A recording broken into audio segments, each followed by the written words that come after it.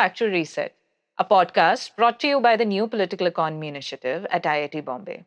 From India's industrial shifts to lessons from the world over, our host for the season, Srinivasan Iyer, is unpacking the historical blueprints, the breakthroughs, and the contemporary bold lessons that reset our thinking on the economy.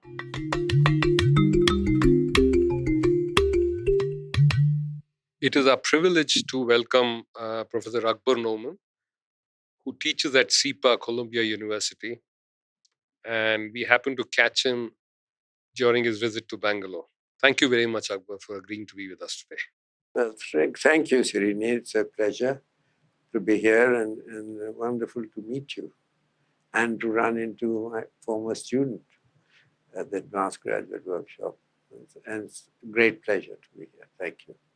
To begin, if you could share with us how you would define industrial policy that sets the stage for the next hour.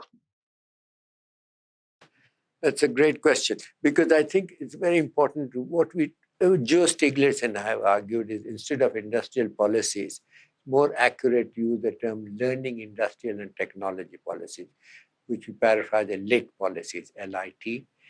And the idea being because, for two reasons. One is was industrial policy is not just about industry. A and B, because of the baggage that industrial policy seems to have acquired. It's got an unnecessarily bad reputation amongst, as you know, in certain circles in economics. Indeed, there was a period when they said you couldn't mention the phrase industrial policy in polite company. It was considered almost not decent. So I think we think, and that conveys much more accurately also what industrial policy is about in the broader sense. Learning, industrial, and technology policies. And learning is a very important part of these policies that we emphasize. You've also written that it should be deliberate, and secondly, it's desirably aimed at structural change. I mean, this is something that I've read into what you've written. So let me pick up on that and ask you to reflect upon the African countries where you worked very, very closely on the ground. Is there a typology of industrial policies in countries based on initial conditions? Resource endowment, size of the market, whatever it might be. The typology, in as much as it all depends on the particular country and the circumstances, right? So what is an appropriate LIT policy or learning industrial technology policy depends on your context. And I illustrate it very concretely with the examples of great success. One of the oldest stories of success with industrial policy in Africa is actually Kenyan tea. There was no tea grown in Kenya before. And how did it come about? It was a collaborative effort between, Tea Growers Association, the government, and the commercial private sector, corporate private sector producing tea. So it was a very interesting example of success. Then, of course, you've had a very deliberate and conscious pursuit in Africa. And I'll illustrate your question by giving the example of what one means by this country. Even within a country, you have different sectors and you tailor your LIT policies, so learning industrial technology policy, according to your sector and the circumstances, the stage of development and so forth. And the instruments available. One of the things that has happened during this period of the Washington Consensus kind of neoliberalism in Africa was the demolishing of many of the institutions, including, in particular, development finance institutions. Development banks were all kind of, basically shut down. And one of the few countries that had, very few countries that still have a development bank in Africa are Ethiopia and South Africa. And both of them are pursuing industrial policies of varying degrees of success. South Africa is a very complicated story, as you know. There are many things going on. But Ethiopia is a very good example, particularly under Meles Zenawi, the late lamented prime minister, who systematically sought to learn from East Asian lessons. See, the question of they posed and Kagame in Rwanda and Meles in Ethiopia Because you know that here, what is the most successful stories that we have in development post-war? And these are the East Asian ones. And the question is, how can we translate their lessons to our context? That is the way that was posed. And these are, and they pursued. And so what they did, I don't know when you want me to stop because I'm just going to go into this story. It's a very interesting story in Ethiopia. What they did was they started with two sectors, and now they've expanded further, with flowers, horticulture, and leather processing. Okay, so what were the policies used? First of all, they have different set of constraints in each of the sector. In the flower sector, it was access to land near the airports, transporting flowers to the airport, getting the flowers to the European market in Amsterdam, which is the biggest flower market, on time. So what did they do? First, of course, the Development Bank of Ethiopia provided. I mean, even before that, the way it started was the government saw this the particular entrepreneur, an Israeli entrepreneur who set up a first flower thing in Ethiopia. And they saw it working, and the government went in and said, look, we need to really expand this. And what can we do to expand it? And then there was the provision of land, adequate land, not far from the airport. Second, they solved the problem, there are all these coordination problems that late policies can deal with. Second, the problem was how do you get the flowers from the farms to the airport in a sufficiently fresh condition and supply. So the government organized air-conditioned transport, bus, things which will take flowers, will keep them fresh, and gave them land near the airport. And then they altered the Ethiopian Airlines timetable. And the Ethiopian Airlines, being a state-owned airline, were able to do that so that they would get to the flower market in Amsterdam in time. Right? And then provision of credit to the floriculture farms, they call them, right? And so you had a period in which, from something like negligible zero, almost 0.3 million, if that, dollars of export in, I'm trying to remember the year now, 1997 it was, or 90, anyway. Within about 5 years, they're exporting about $200 million worth of flowers. And that was a non-trivial portion of total exports of Ethiopia. At that time, total export of Ethiopia would have around 3 billion at most, 2.5 to 3 billion. So, you have a significant impact on the aggregate export numbers as well. Now, in what they did with leather, which was the other initial concentration, and they subsequently have branched out into other areas. Initially in leather, it was, a lot of raw hides and skins being exported, and a huge exporter. Ethiopia was the largest exporter of raw hides and skins. So the obvious opportunity was, why don't we process this thing more and go up the value chain? And importing raw hides and skins, you get virtually nothing, pennies basically. So what they started with was very interesting. They banned exports of raw hides and skins first, and in order to encourage, and then progressively over time, we raised the export duties on minimally processed. So the more you process, minimal processing, low processing, and then high processing, obviously there are no tariffs, export taxes at all. So that was all to encourage things. And then the prime minister, on a visit to China, met us, and in his visit, they asked him, he asked for the Chinese government officials that what he wanted to meet are some people who are in the leather industry in China who are exporting things in the export market too. Because, that's part of exporting is learning how to export, learning about foreign markets, learning about foreign demand. So he was very keen to import that learning as well, or bring in people who had that knowledge. And that's why the emphasis on learning is very important. So then he met the biggest exporter of shoes in the world, which is Huajian, which is a Chinese firm, who export for and produce for all kinds of brands like Dior and Boss and all those, Gucci. They make shoes for them. over. So they came to Ethiopia, and he said to the Prime Minister, said, look, come and have a look and see what you possible.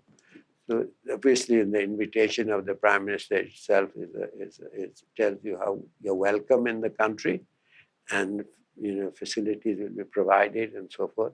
And Huajian came, and they invested, and they were planning very ambitious increase. Unfortunately, very sadly, some of the huge increases that they were planning were by the civil war that broke out in Ethiopia. It's very sad and tragic in more ways than one.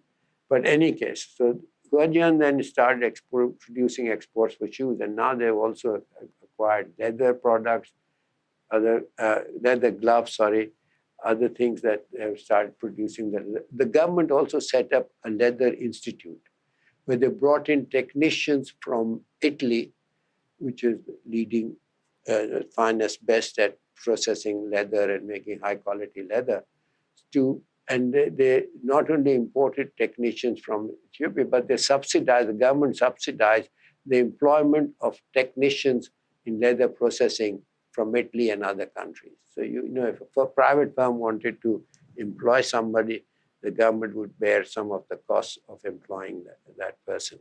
So, they went in a very systematic way. Now, the problem with the leather sector were a bit different. They needed more credit than the flower culture sector did, and they needed access to electricity and various other things in a dependable, reliable fashion. So part of it then went into creating industrial zones and so forth, where you could insulate and provide various services and efficient services and processing and of imports and exports and all of that sort of thing. Custom facilitation as well. So you had this whole plethora of policies, the Ethiopian Development Bank providing credit for these purposes, but you needed to solve a lot of coordination problems because, when you bring leather in from spread all over the country, how quickly the leather is brought to before it's processed and so on makes a big difference to the quality of the final product. So they had to coordinate all of those things, and they were very active.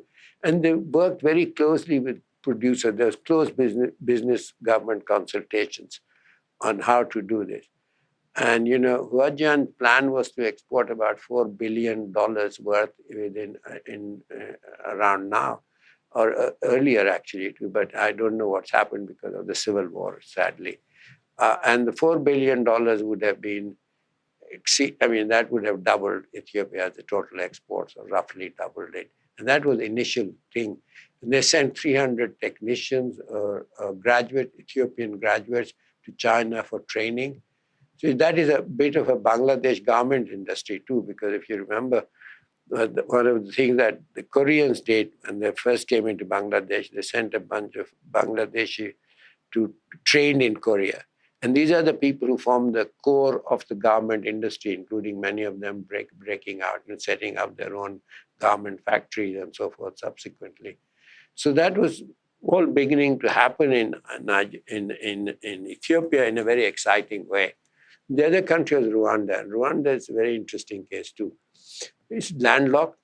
So is Ethiopia, by the way, but the transport costs to Ethiopia are much lower to the sea. They have through Djibouti and so on after the relations with Eritrea deteriorated. They have much easier access. Rwanda, the transport costs are much higher from landlocked, and the roads are very poor, and the hassles you have with customs and the police hassling people and asking for bribes and so on, which raises transport costs and so on. So they had very much work, and the roads were much poorer connecting to the ports. The distance was greater and all of that, and they had to go through the country. So what the Rwandans did was, how do you overcome that constraint? So the focus on sectors which don't require you to depend on those transport. They did IT. That was a big thing because that doesn't require you bypass all these constraints. Then there was tourism. Tourists fly in. You don't have to take goods over land to anywhere, right? So that was their big focus, and that has been to begin with in Rwanda. So you have to design things depending on what your constraints are, what your position is, what your situation is. And in both these cases, and these are the two countries which have grown very rapidly. If I were to ask you which were the two fastest growing economies in the world between 2000 and 2017, over that 17-year period, what would your guess be? Certainly not these two countries. What would your guess be? What is the fastest growing economy during 2000, 2017 in the world? Major economy. I'm excluding countries with less population, less than 2 million, let's say. In this part of the world, the gaze is entirely on China. It's China number one, China number two. Is China number one, and actually China either number one or two, Ethiopia number one or two. So 10%, around 10% growth, and that's within the margin of error of the data. I mean, China is 10.2% and Ethiopia 10.1 or something like that. So these are the only two significant economies which grew for a 17-year period at over 10% per annum, or around 10% a year.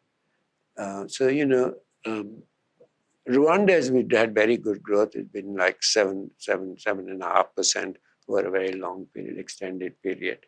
After, of course, the horrors of the genocide and all of that. No, this is very interesting. But in both cases, in fact, it appears that Ethiopia has also learned from England, because that's how England became dominant in wool in the 17th and the 18th century. So it goes back along with the same thing about getting technicians from the Low Countries and banning export of wool. So the playbook goes that far back in history. Right. And all countries had some form of industrial policy to catch up with the tech countries at the technological frontier.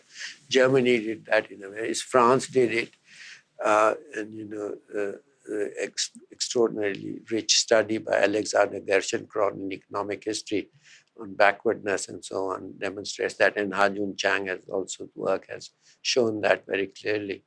The importance of industrial policies in catching up.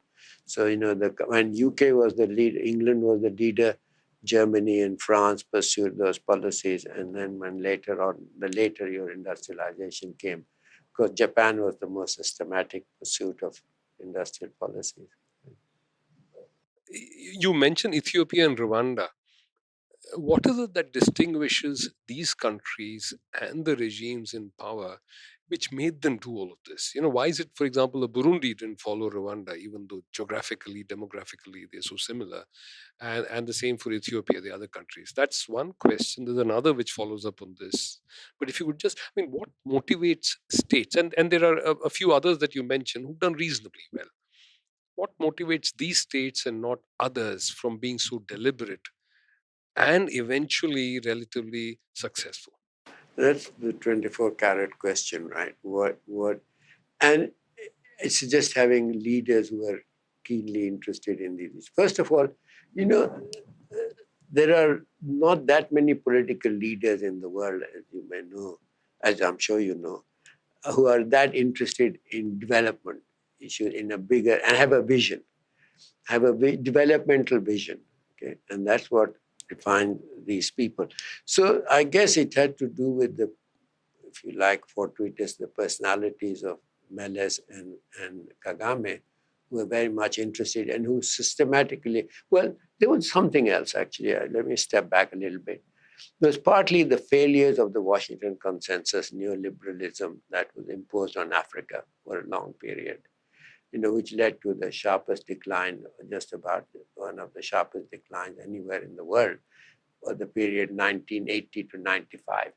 When per capita income fell, where there was deindustrialization, share of manufacturing fell very sharply.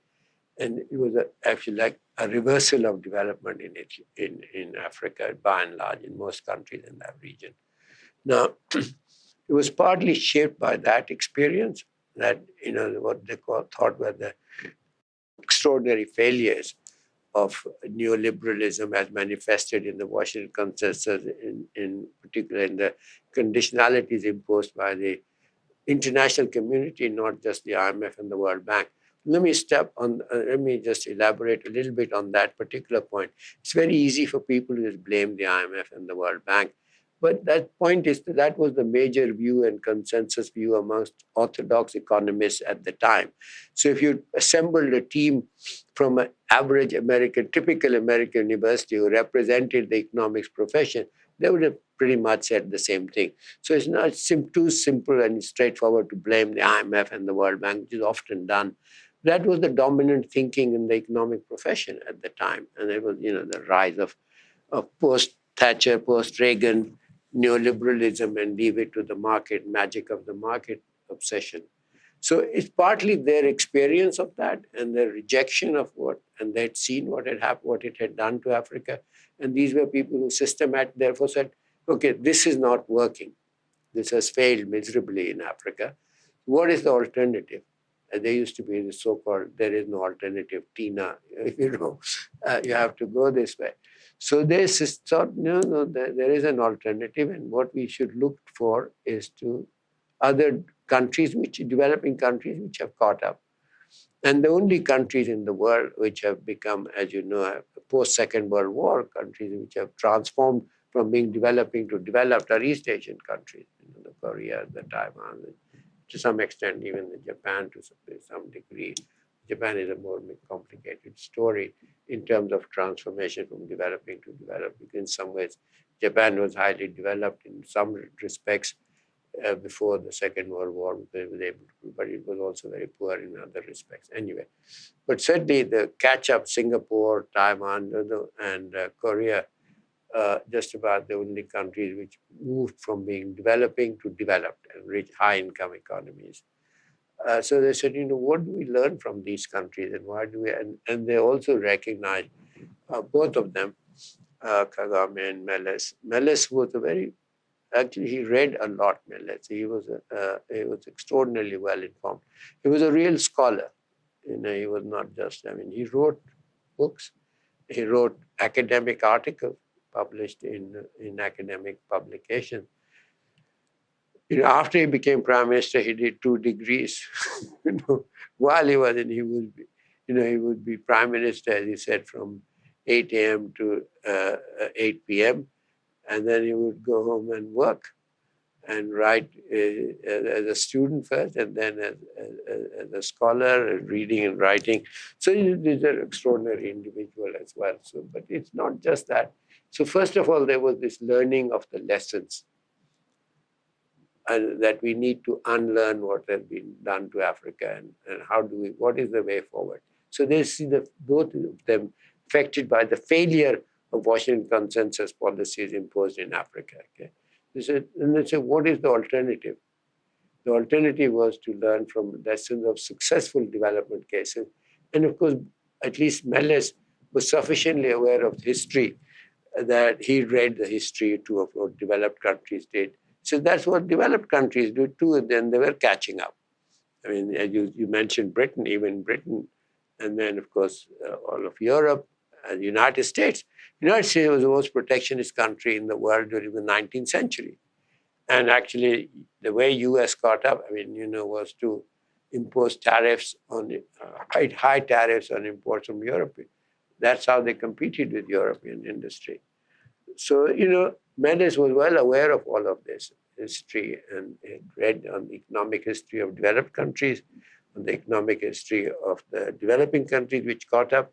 And so, so that's the model we should take. What are the lessons? How do we translate that to our context? What does it mean in our situation? You refer to committed leadership. Two other factors, I wonder how these play out. One is national enterprise. You're aware of sort of the work on East Asia, which talk about the importance of national enterprise rather than globally mobile capital. So, is that important in the success of industrial policy, particularly when industrial policy is not based on resources? Whether it's sort of the agroclimatic resources of Ethiopia or the mineral resources of other countries and so on, is national capital important? In that case, how can that be, so to speak, fostered? That's one question. No, the other I'll come to, because the other is visionary leaders they may be, But it's of interest to see how did they build up institutional capacity? Did that pre-exist, or did they build it up? Because I can imagine Ghana, which had a fairly sophisticated bureaucracy at a certain time and suddenly came unstuck. So, just to reflect on these two issues. Excellent questions, both of those. First, let me say that one of the things that battle that Ethiopia had with the IMF in particular, when I started working actually, and Joe Stiglitz first encountered this pressures of capital market liberalization. They did not liberalize capital markets. Okay, in fact, there was a huge fight with the IMF on this issue. The IMF was pushing them to liberalize their capital market regulation. They said no, and Ethiopia was right. It turned out that was before the East Asian financial crisis. And in the middle of this heated debate with the IMF, fortunately for Ethiopia, in the sense that the East Asian financial crisis broke out, and that led to the IMF pulling back from some of its extreme positions. At that time, the IMF was going to have changed its articles of agreement to make capital market liberalization part of the obligation of membership of like current account used to be before. And it was to be at the Hong Kong meeting just at the East Asian crisis, on the eve of the East Asian crisis, or rather just after the East Asian crisis, on the morrow of the East Asian crisis. So the financial crisis of East Asia led to this rethinking and pulling back from pushing for capital market liberalization. So Ethiopia, despite this huge battle and paid a heavy price for it at the time, they broke the IMF program and various other donor funding linked to it. They did not obviously, setting up foreign direct investment is what they were looking for. Okay, not which is very different from financial flows coming in. So they did not rely on financial flows. You had to build production capacity domestically in the country, and you had to create, various ancillary industries of various kinds. I mean, just leather. If you make shoes, there are lots of other things that go with input into shoes, and they were trying to develop backward linkages in the shoe sector of various types. They were hoping that one day they would make, for example, shoelaces in Ethiopia, and that was a backward linkage that expecting to, or hoping to foster. I haven't followed in recent years what's happened. In any case, after this new regime and the civil war, that has been a major setback. Economic. So that's a very important part of it, right? It is different from finance capital, relying on finance capital and financial flows. This is direct foreign investment, setting up manufacturing capacity. The other point you made is about how that's a very important part of it, emphasize a lot. That's why we call it learning industrial technology policy. That's part of learning, including learning how to manage. There's learning by doing is involved in this. How do you manage industrial policy or lit policies? Okay? What kind of institutions you need? What kind of skills you need? What are the types of people you need? What are the skills needed, say, in the Development Bank of Ethiopia to assess, evaluate project proposals and so on? And, that was done fairly quickly in both countries, in Rwanda and Ethiopia. But these were capacities which had been undermined. Actually, they decimated these capacities. Even policy making during the period of Washington Consensus conditionalities imposed on Africa, where basically what happened is that the domestic capacity to formulate policies was completely, made redundant and emasculated, and actually withered away. So this was, if you have a genuine vision of your own country and some vision of what you want to do with your economy, they built up these capabilities very quickly. And it takes very few people of highly skilled type to run these things, as you know, in India country, of course, there's a plethora of those kind of resources available to it. So, in a sense, your position is dramatically different from the assumption of government failures as default. In fact, what you say is it's even possible to reverse a decline in institutional capacity through deliberate action. Itself, in fact, the consequence of policy. Right. A- Absolutely. No, there are two extremes. I mean, you had a certain naive faith at once upon a time in governments which neglected the costs of government failure. You went to the other extreme, you switched to forgetting costs of market failure. Governments fail, markets fail. Question is, strike the right balance between governments and markets. And what that balance is a very contextual question.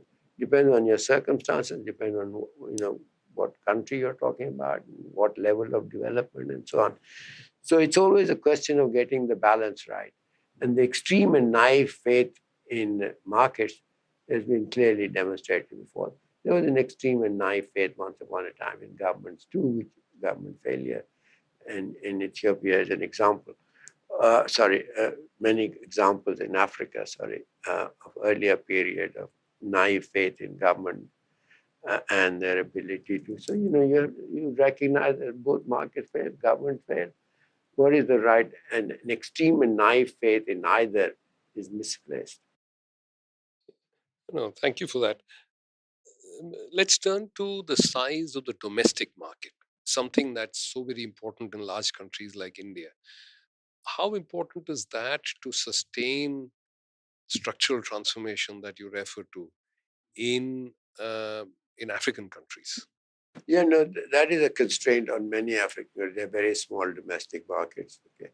Now, fortunately, Ethiopia, of course, is one of the larger countries. It has a system, but their focus was very much on exports, both leather and horticulture.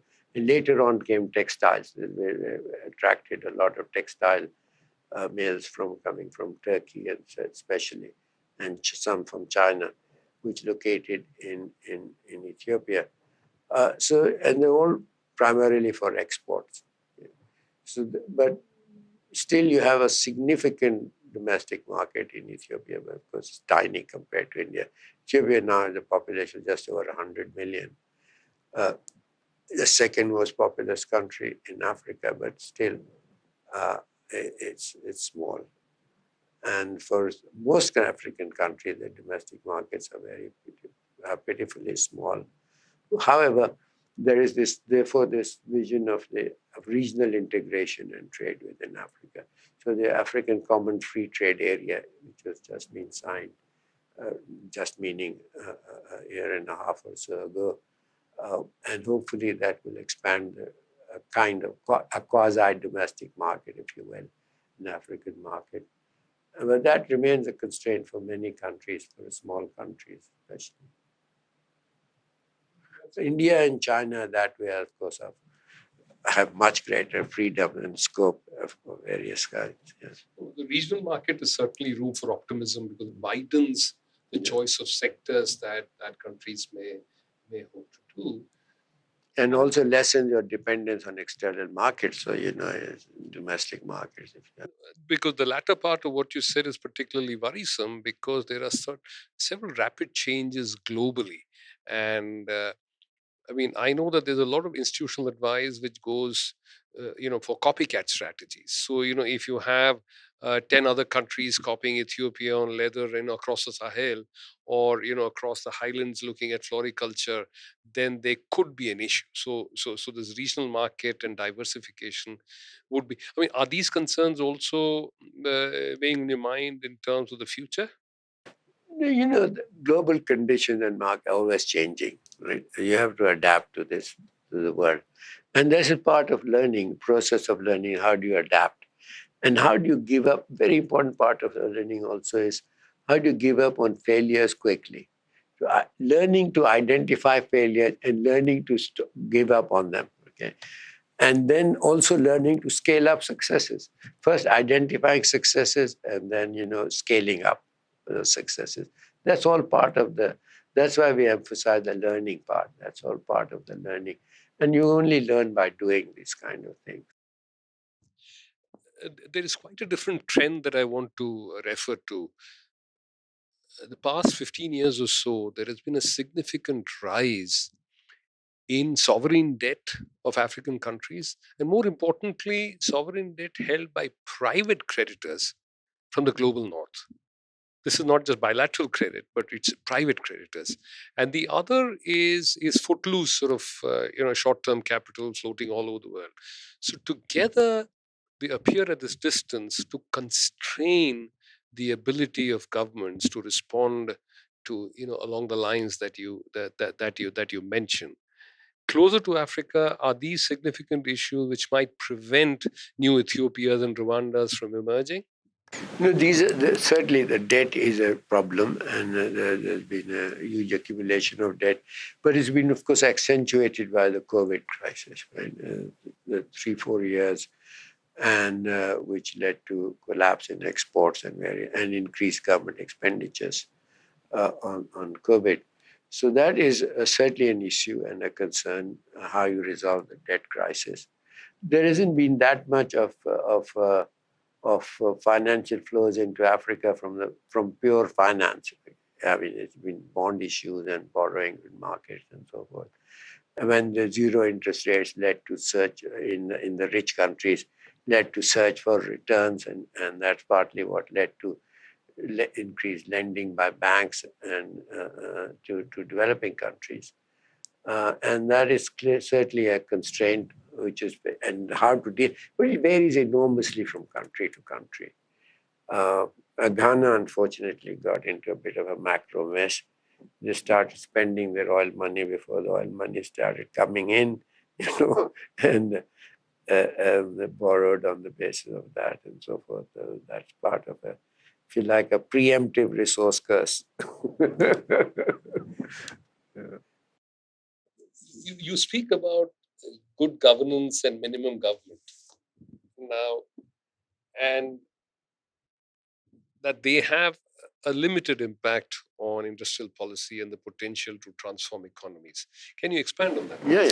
Governance, of course, is a very important issue. The question is, what does one mean by, there's a particular agenda that developed, it's called good governance, so-called good governance. And as Mushtaq Khan and others have referred to it, and Joe Stiglitz talks about it too, really, and Mele Zenawi has written on this, it's actually market-enhancing governance. It's a particular type of governance. It focuses on particular types of issues which have to do with how to make markets function better. So they're to do with, and as Mele Zenawi wrote a piece, and he calls this a vision underlying this so-called good governance agenda, what he calls the night watchman state, rather than a transformative state, rather than a developmental state. It's a contrast to a developmental state in particular.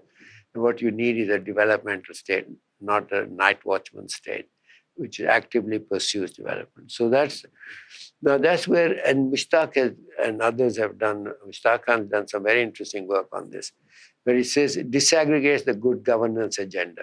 So what is this based on, right? You have indicators of good governance on one side, on say, x-axis and y-axis, you have growth rates, and you find that there's a positive relationship between these various good governance indicators, which are developed for this market-enhancing governance and growth. But what Mushtaq says, if you take the developed countries out of the market, that is for the relevant period, that in that period, developed countries, the rich countries, have both had better governance indicators and higher growth. If you take them out, there's no relationship amongst developing countries left between all the different indicators of good governance, of the so-called good governance. I have to be careful. So therefore, both he and Ha-Joon Chang talk about, Mushtaq talks about good enough governance. Ha-Joon Chang calls it Mushtaq says good growth enhancing governance, and Ha-Joon Chang good enough governance. And fortunately, they both GEG is there, kind of, so we focus much more on growth enhancing or good enough governance. Now, the point about the difference between that is, instead of having some blueprint which applies to all countries in all contexts, in all situations, which is supposed to be good for anti-corruption, transparency, etc., right? So, the point is, here you have a much more focused approach, which is prioritized in the sequences. Where do you need, and that depends on your situation, what your strategy is, what your particular problems you confront are, and you enhance and focus on those institutions which are particularly important and relevant.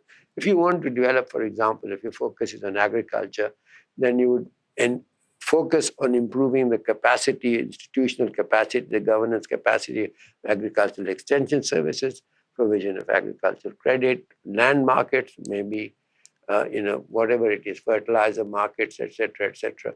So, and providing credit for farmers. So that can be one set of constraints. Other could be, you set up export industries and export processing zones where you have all sorts of other problems or whatever your issues are. So you focus on what is the critical constraints you are facing at a particular time in time, rather than try and go across the board and do everything all at once, or do. So that's the kind of thing that we talk about, and that's building capacity of a certain kind, of a particularly focused kind, rather than some generalized stuff. This. Now, the other problem is with a lot of this good governance agenda is that these are worthy ends in themselves. They want anti-corruption, and nobody is for corruption, right? Nobody publicly says that. Even the biggest groups will not come out and say we are for corruption. Okay, so nobody takes that. But these are valuable: democracy, transparency. These are very valuable ends, which are ends in themselves. We value them. Democracy we value for its own self, not because it's a means to development. So there's a confusion between what are worthy ends in themselves and what are means to development. So that. And therefore, also, you have this wide constituency, a very heterodox constituency, which is for the so-called good governance, including NGOs, CSOs, different motivations, neoliberals, economists, etc. They all come together on so-called good governance. But that's because there's a confusion. These are things we value in themselves and not as instruments for development. Yeah, and I think Hajin Chang somewhere says that good governance may well be the outcome of such transformation rather than an input. That's right. That there are complex processes that happen. You become richer. You're able to afford certain things. If you can't pay your tax inspectors and your policemen enough, it requires fiscal capacity. And Mishtaq illustrates this very nicely. One of the differences between the so-called settler colonies and the other, which is in the Asimoglu, Johnson, Robinson literature, is that the settler colonies are able to generate surpluses, and they were able to afford earlier to have, the surpluses generated, they could afford to have enforcement of contracts, protection of property, all these various laws. Whereas poor countries can't afford these. Conventional sectors like garments, which is being recommended for several small countries, export markets of garments, in an era of global value chains or global production networks where a lot of value is captured up there, for the design function or for the marketing function. Not just the retailing. Yes, and retailing. And therefore, the value distribution is extremely skewed upwards rather than where production happens. Under circumstances like that, do you see opportunities for global dominant brands emerging out of Africa? Something like East Asia did successfully, albeit in different sectors. Do you see opportunities of that kind? The world context is changing in this respect rapidly. It's not just on that front, but also technological change, which threatens to potential threat to comparative advantage based on low labor costs. Okay, that was the East Asian story, including China, when it became the factory of the world. And with the robots and so on, AI, etc., there might be a real challenge to that model. And circumstances and technologies always change. And now there's, as you know, onshoring going on, and the disruption of global supply chain and security reasons, and various reasons given. Some of them genuine, some of them more geopolitical than economics. And anyway, so you have to always adapt to the circumstances that exist and their change, and you have to be alert to them. So there's no standard formula you can say, and the constant challenge is always, the world is always changing. But you have to learn, and that's part of learning, how to learn to adapt assess what is going on in the world. And I don't know whether there are some areas where I mean, Botswana, for example, has been very successful in the deal it has had with De Beers on diamonds. Okay? And has taken an equity position in De Beers and so forth, a share of De Beers' profits. And that's partly why it's done a very good job of managing its commodity boom. Now, certainly, Ethiopia, for example, can do it for coffee. Uh, there, and some of the African countries which grow all the cocoa in the world, and the chocolate is produced in Switzerland by the Swiss or what have you, or the Dutch, etc. Right? So there is some attempts to overcome that. I mean, chocolate is come because the part of the problem is chocolate gets bad in warm weather if it's not air conditioned or refrigerated or whatever. But those are potential areas where you could have emergence of brands, uh, and yeah, but sorry. What was the political economy behind the negotiation between the Botswana government and De Beers? Because that's such an outlier. That's a very good question. Actually, I don't really know exactly. But again, it was Seretse Khama who was the long-serving president of Botswana, who had this vision. And I don't want to go too far in terms of the big, great leader story. That's certainly an important part of it. That has been the case, I mean, Singapore without, what's his name, Lee Kuan Yew and so forth, um, and so on. So I don't really know all the story behind, but that's a very good question. I wish I'd looked into it more, into how did Botswana do it? But this holds across the world. The whole renegotiation and redistribution of income on some of these major within global value chains is an important question. But let me turn to another similar question. Outside of an Ethiopia or a Rwanda or a Botswana, which countries hold out hope for you in terms of relative success in industrial policy? In Africa, you Yes, mean? in Africa. In Africa. I think Ghana is a potentially, because for the reasons you mentioned, and it's got some very impressive people and interest. And there's an attempt being made right now. Part of the problem in Ghana has been that every time there's a change in government, you have change in policies. And there's no, and I don't know if you remember Montek Aluwalia's uh, article on Indian reforms where he said, has gradualism worked? I forget the full-time Indian economic gradualism worked, in which Montek argued in India you had a strong consensus in favor of weak reforms, right? But that continuity of policy has served India well. So this is a very important point, the continuity in policies. And Ghana's problem has not been discontinuity and lack of vision, and you see it now in Ethiopia, but there is also a dramatic change the other changes, civil war. And there's an attempt being made by K.Y. Amoako, who was the head of he's a Ghanaian, but he's a very distinguished Ghanaian he was a senior role in the World Bank. Then he set up the African Center for Economic Transformation. He was Secretary General of the Economic Commission for Africa. So, what KY is trying to do is he started this process, consultation in the opposition and the government, to agree on a minimum set of policy reforms, continuity. And you saw in Bangladesh, again on the garment sector, even the two Begums, and they were alternating. Now, of course, one Begum has become very dominant. But when the two Begums were alternating in power, one thing in Bangladesh had continuity of policies on garment sector. They didn't, the garment exporters paid off both governments and contributed to both parties. But they also agreed that this is a golden goose which we should pattern, not kill. So there was complete continuity of policies, no shift in policy.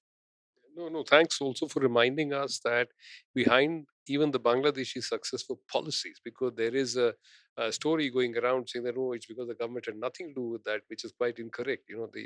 Beneath the surface, there was a lot of policy. There's a lot of policy on encouraging government. But let me in because it's after that period, the lost period where a lot of Africa did not experience growth, is where there were these strong examples of a development state, as you said. So in that case, what were the neoliberal votaries within Africa saying? They did not resist in intellectual terms on public platforms, etc., to try, in a sense, what should I say?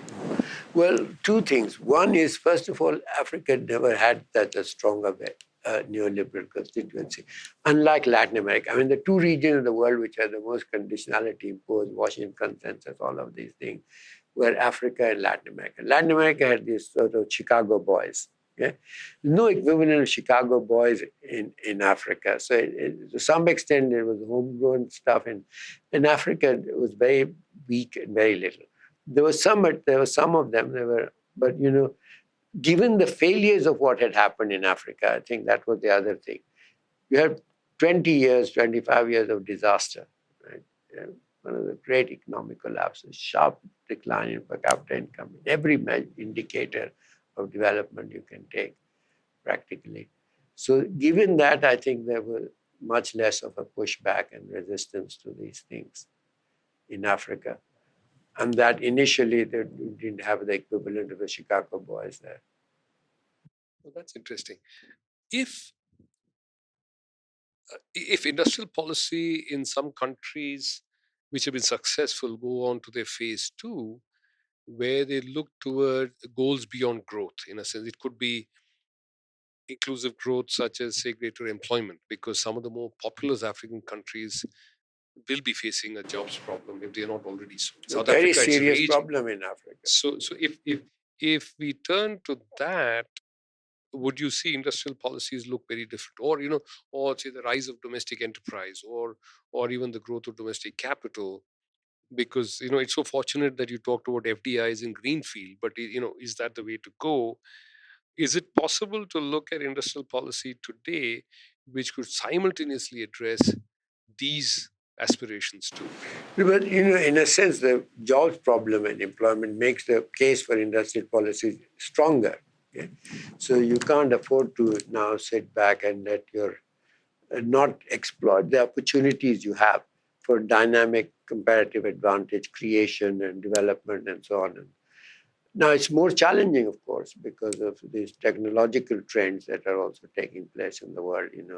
And Africa has a very serious problem because as you may know, if you take the UN population projection between 2010 and 2100, total world labor force is to increase by 2 billion total, entire world. How much do you think is Africa out of that?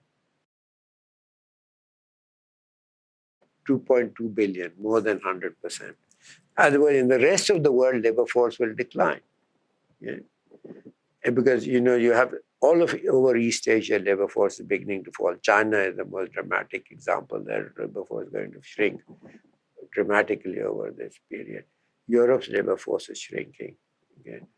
So basically, and even India's labor force will begin to the later part of the century, after 2060 and so on, right?